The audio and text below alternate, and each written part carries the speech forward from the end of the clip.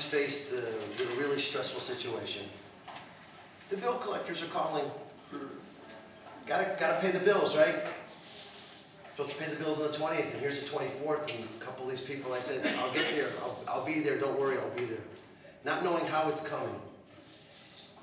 In the morning shiur, I got a phone call from one of the companies that we have to pay. And I ran out of the big Knesset with the phone and said, how can I help you? She says, you need to pay this. I will, Gavir, I'll be there today. And she got very upset with me, and I said, I'm coming to you. I'm on my way to you. I'm on my way now. I didn't have any money. I said, I'm on my way now. And I closed the phone, and I turned around. I was facing the street. I closed the phone. I turned around.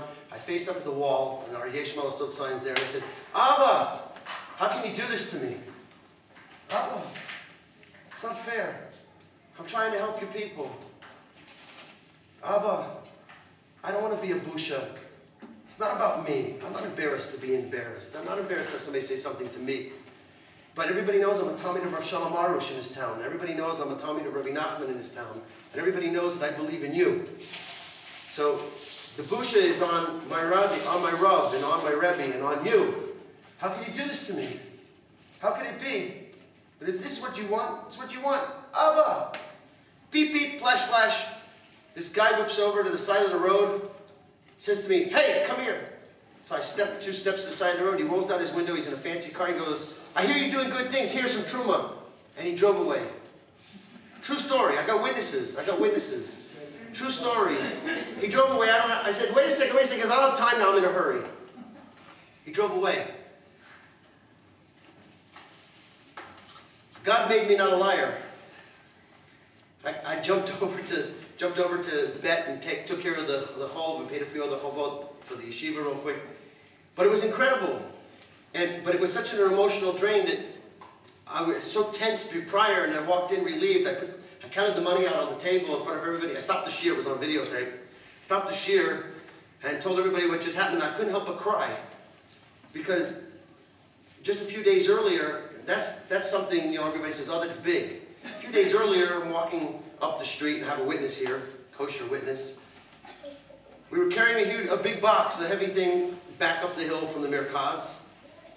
And we debated on whether to get a cab, whether to do this. I said, no, just, how about I need a ride? What happened to Kiva? No, swallow popcorn. Car pulls up. Immediately. Says, not somebody we know. Nobody we know. You look like you need a ride. Get in. Baruch Hashem. I haven't been well the last couple of days. I've been in and out of Tehran. I've made it to a few unpleasant places for me because I don't like going to the doctors at all. But it's really not about my health. Yudit, it's not about my health. It's not about my health. It's about the fact that I went there and I had to talk to this one nurse about Gana Shalom for her husband. And I talked to this one doctor about Gana Munah. I talked to the lab technician about Rabbi Shalom this morning. That's what it's about. We have to understand that there's a focus that not all of us see, not all of us recognize. There's a reality going on around us that if we become perceptive to it, this is what Moshe is trying to talk to us tonight about and sing to us about, is that we need to be in tune with the perception that's true, that's the emes.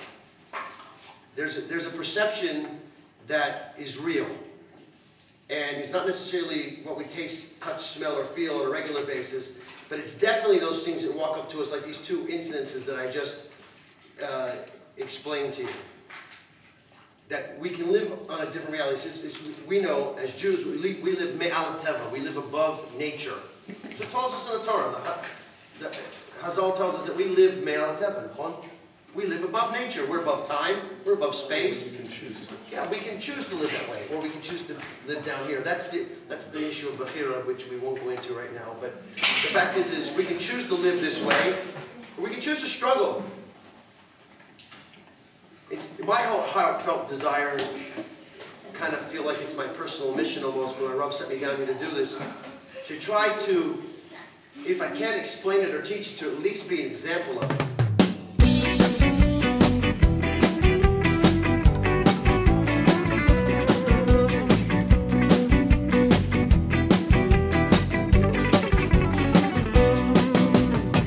לך אחי שאין ייאוש בעולם